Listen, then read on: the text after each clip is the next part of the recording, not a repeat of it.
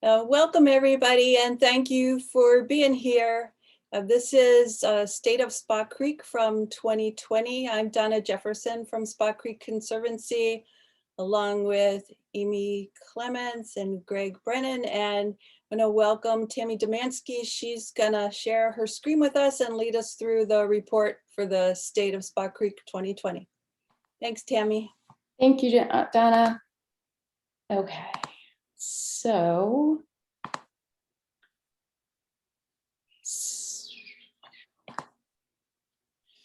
can everyone see my screen? Are you seeing the strip of people on the side? I'm not sure if I can get rid of that.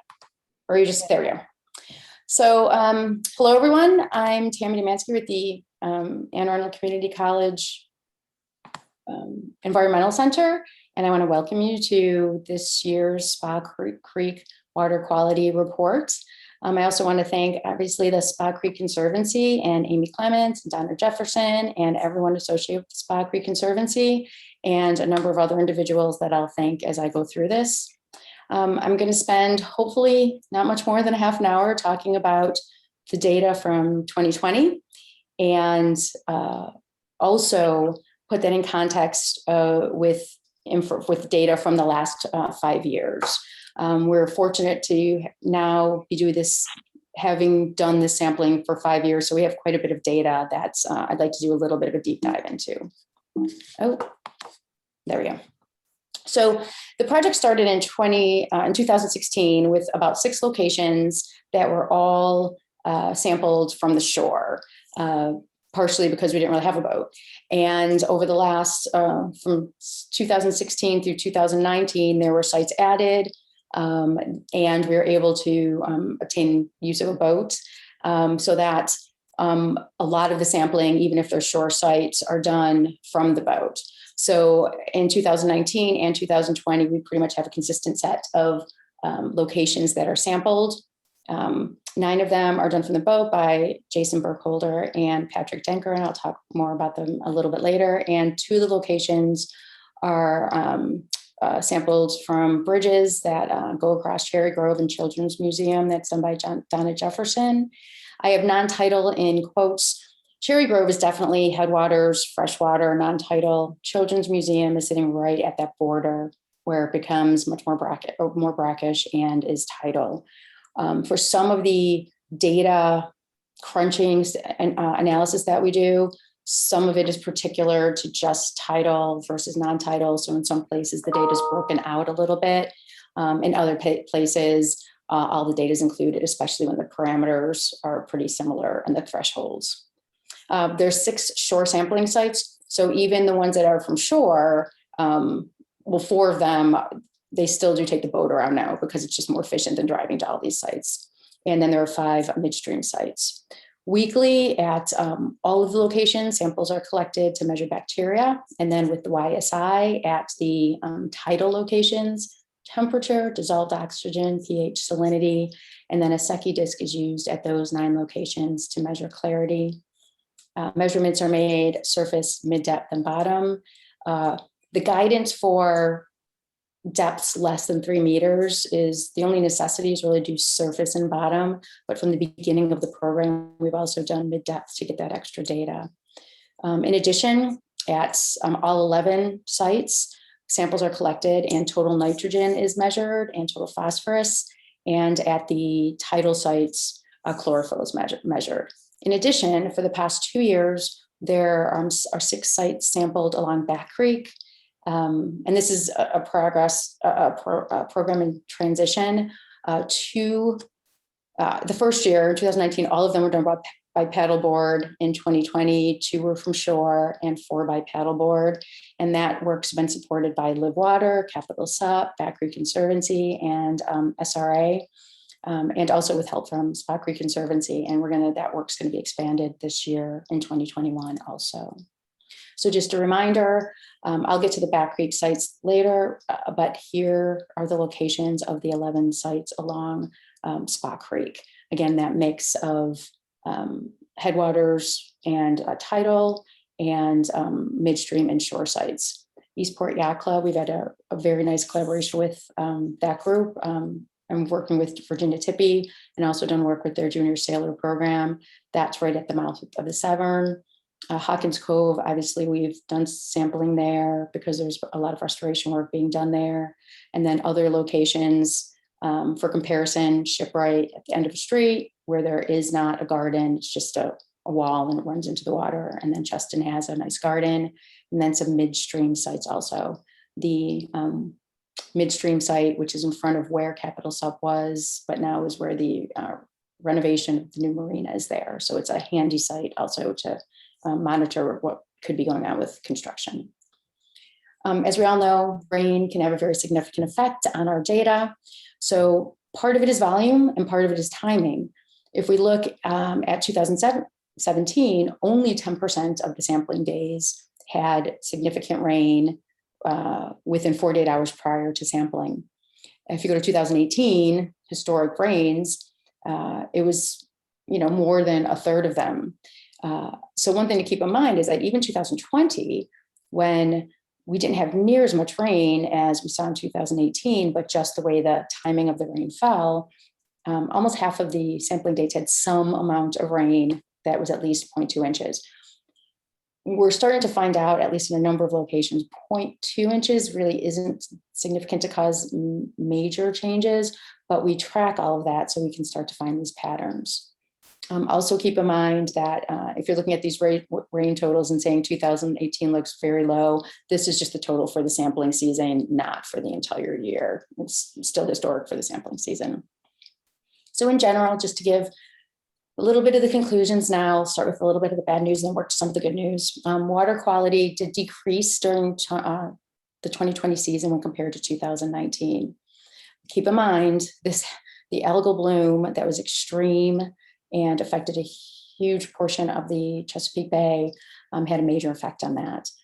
This is from the Bay Journal. If you look at late May, early June, and throughout parts of June into almost July, there was extreme algal bloom causing the red mahogany tide. You can see Spot Creek's right in the middle of that. Now it's a cyclic problem, right? The algal bloom, which blooms, then dies off and has dramatic effects on some of the parameters we'll talk about, is also more likely to occur because of high nutrient levels in the water. So, it's this compounding effect that really tells us that much more about what we have to try to do to decrease some of these nutrient levels to help reduce the likelihood of algal blooms that will help us to reduce the nutrient levels. But the extreme these extreme occurrences, a very large fish kill was reported on Spot Creek last year. And keep in mind, Spot Creek is relatively isn't very deep, it's relatively shallow. So we usually don't get persistent dead zones because it's shallow enough that you have mixing. But the algal bloom made it significant enough that resulted in a number of fish kills. So because we have 5 years of data now, I am going to do a little diving into the data as mentioned, so just bear with me. I do not generate one report card grade for the whole creek. My concern with that is you could potentially put different parameters in that could artificially inflate or deflate the report card grade. An example is if we included SAV, like some rivers do, well, Spot Creek has no SAV, so that's an F going into the grade right away. But then do we leave it out just because it's a poor grade? So I did give grades to individual parameters so that we can look at how the creek's doing and look at trends over the seasons. So you don't have to read all this. I know that's a lot of, just a lot of words, but for each parameter, there are thresholds that allow you to take each data point and grade it on a 0 to 5, 5 being the best. And it depends on what they know is healthy. For parameters like greater than 100 centimeters, clarity is healthy. So there are different thresholds. You have every station, every data point for a given parameter, 0 through 5. You then take the average and convert it to a percentage that you can do by region, or in our case, just for the whole creek. And then you assign the letter grade. Now it's pretty lenient. I don't know anywhere else for any other purpose where 60 is going to get you a B-. But you'll still see that we have a range of grades, and it is difficult and rare to get in the A range. We don't have any values in the A, really in the A range from 2020. So jumping right into that, some of that bad news, chlorophyll, right? And this I want to start with because of the algal bloom. I know there are a lot of little lines here, but it can look like it's somewhat busy or underfilled graph, but it really highlights these extreme chlorophyll values that we had early season in 2020. And when you look at the grade for chlorophyll, yes, the chlorophyll cutoff, the healthy cutoff is 15 micrograms per liter, and there are values up in 600 or 700. Now, for a number of seasons, for years, there's a predominance of significance, but not these extreme algal blooms, which really holds that grade low. But you see that, from 2019, it was D minus, and we only went down to F from there, but you can see that the total value went way down because of the algal bloom. So then that also leads us to clarity. And clarity, this grade here comes from the Secchi depth, right? That looking at a Secchi disc and seeing how far down you can see the distinction between the white and the black. And, this year from 2020, it dropped, and a significant part of that, I'm certain has to do with the algal bloom. But there is, a little bit of disturbing trend that we see from 2016 through 2020 that, even considering the drop from 2019 to 2020, there was a decrease occurring and a decrease in the grade going on.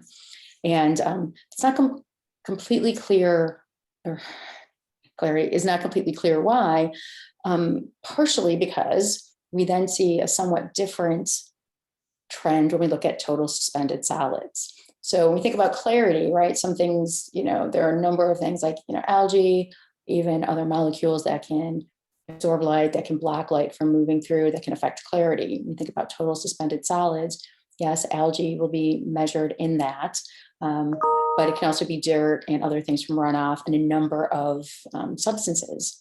And in this value, in this parameter, we've seen a very positive trend, again, up until 2020. But if you could focus on 2016 through 2019, we've seen a significant decrease, right? Less suspended solids.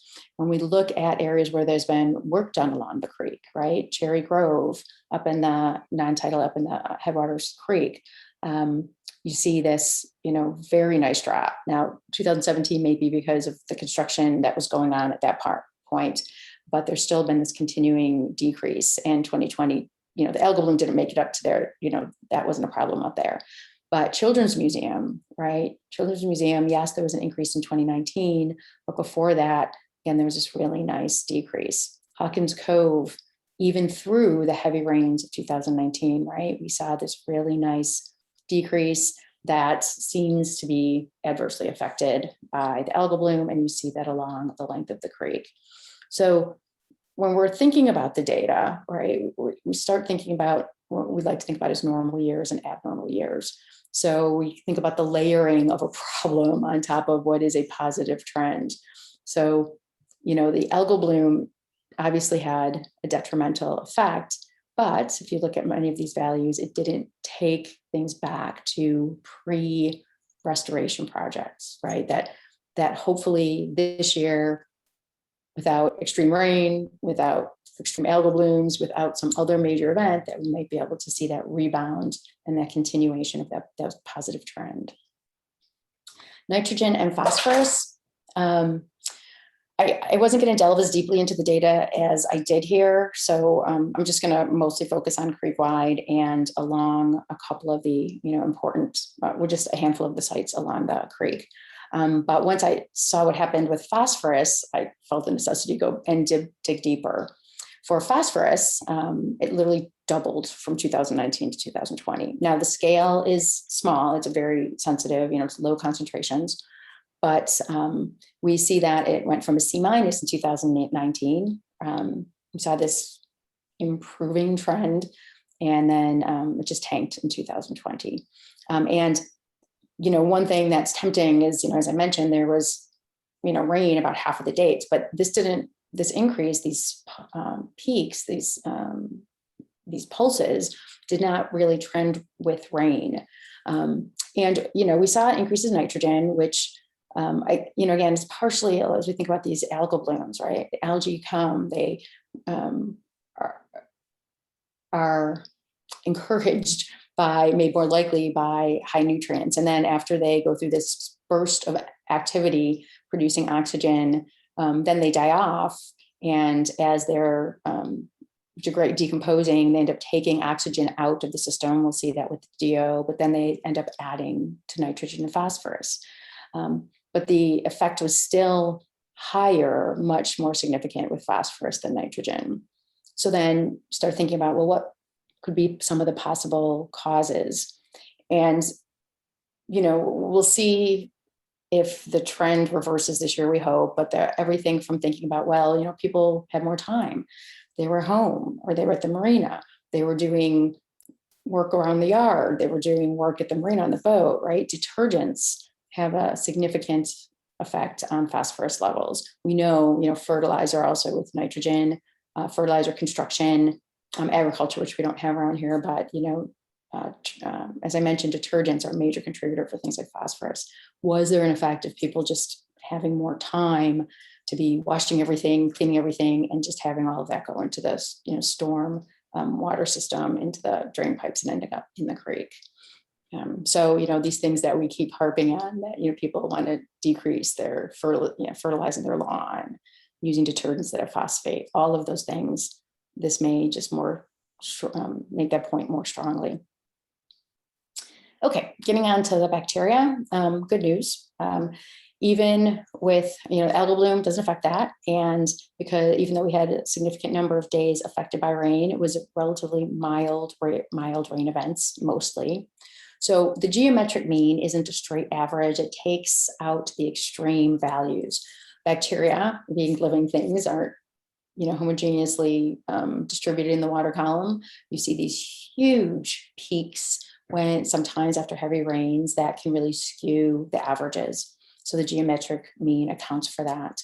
And when we look creek-wide for the tidal sites, the sites without Cherry Grove and Children's Museum, then the geometric mean average is below the EPA threshold of 35 colony forming units, basically bacteria per 100 milliliters, which is good news. That means that, at least even when we've had these rains, in many instances, it's not dragging in a huge consistent influx of bacteria. Now we look at the graph. That seems to show a slightly different story. I'm going to explain that a little bit. So if we look at, the tidal sites, if you take into consideration here things like, capital net, the mainstream of the creek, there was a slight increase in 2020 over 2019, but as with most of the creek, the values are, consistently low. When we look at Hawkins Cove, we've seen this very nice decrease over the years, and then we saw this increase in 2020. Again, part of this could come from the fact that even though it wasn't extreme rain, we did have more days affected by rain, which will tend to, especially the shallow sites in the more narrow tributaries, headwaters, will be more affected by that rain. I do want to make note of Cherry Grove and Children's Museum that looks like, they're off the chart. Keep in mind, those are not really swimming areas. The cutoffs, the thresholds aren't necessarily appropriate to deal with those. What I'd like to focus on more is that when we look at, for example, Cherry Grove, right, there's been a significant decrease over time.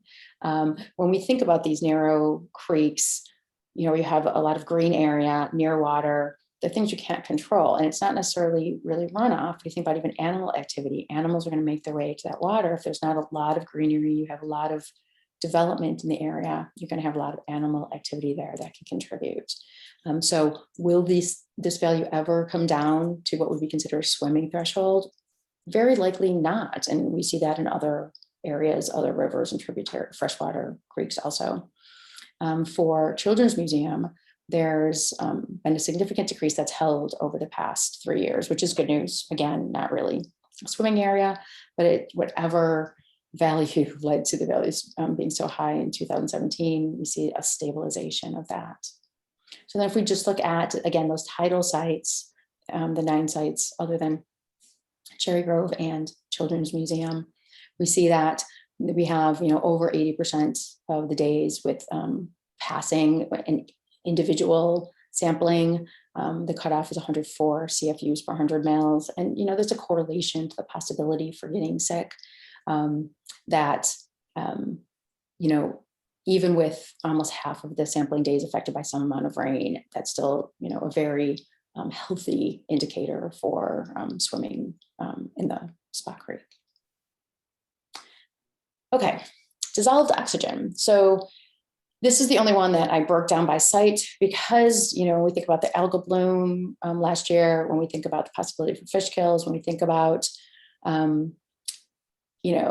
even like relating this to clarity and the possible hope that someday in the future that there might be the possibility for SAV, which will help to increase the dissolved oxygen, that we want to look. I just really wanted to look at it over the sites.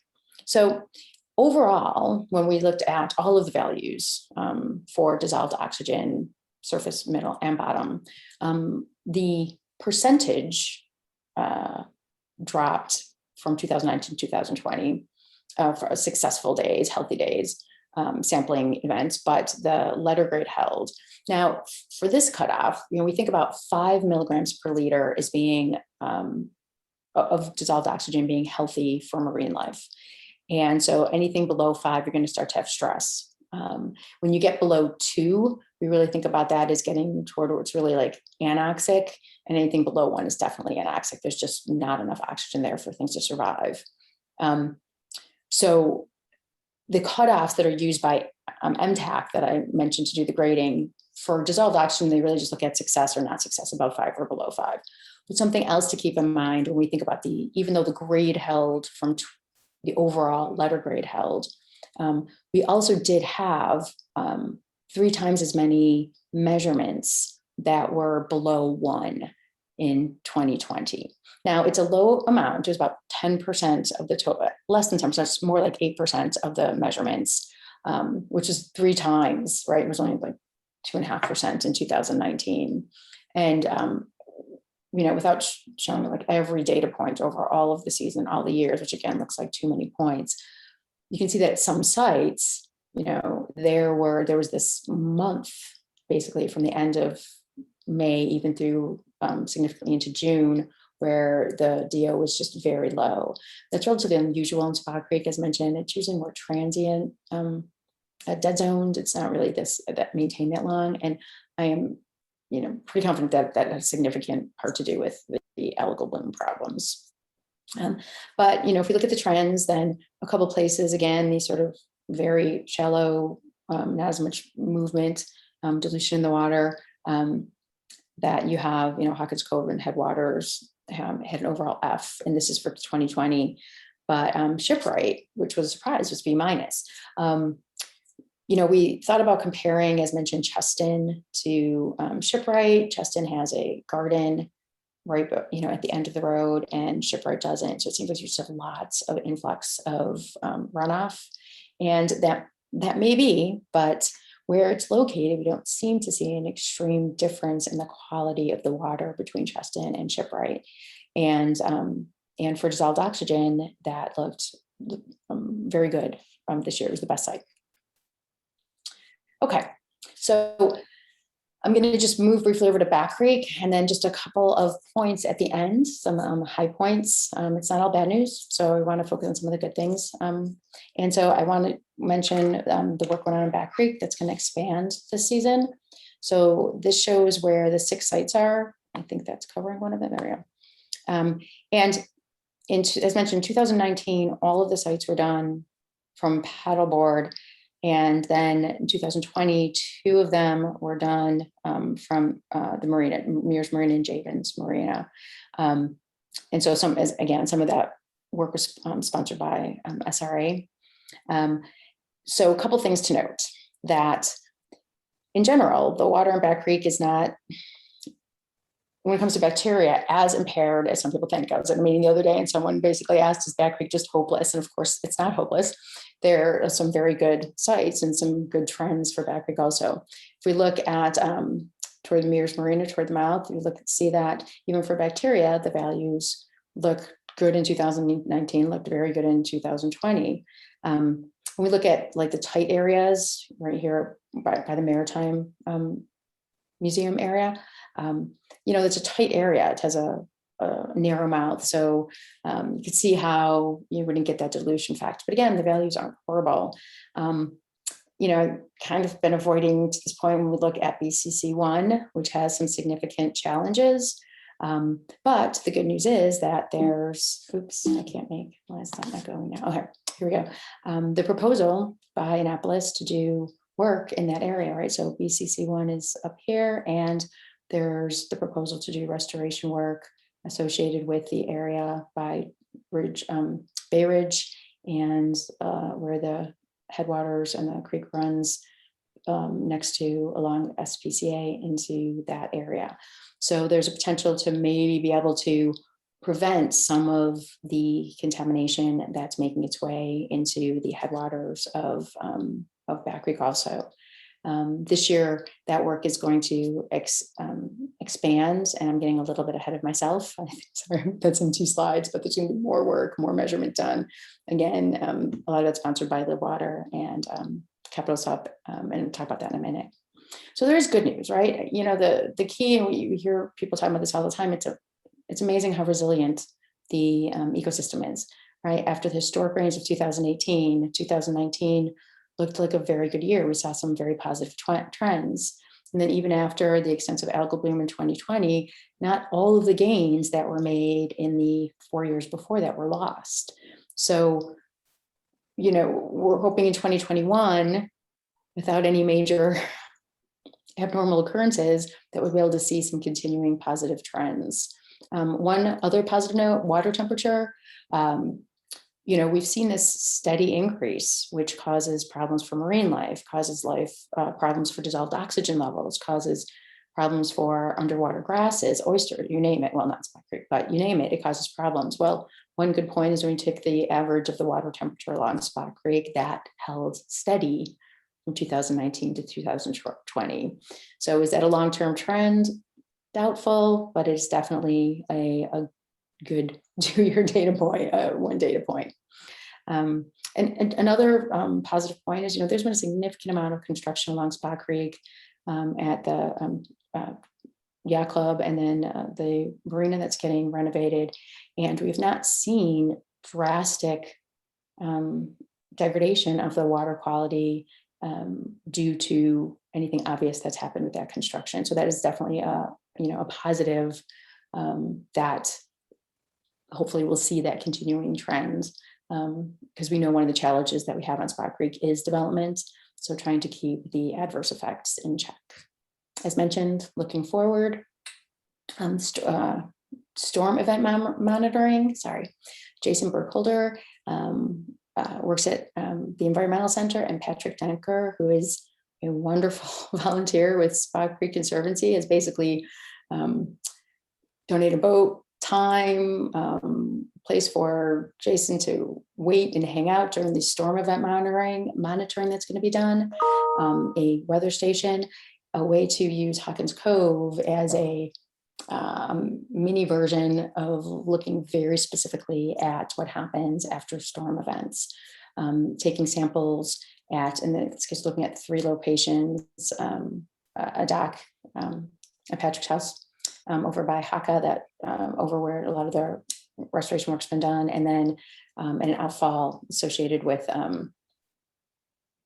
other outfalls that come emerging. That's what I'm trying to say.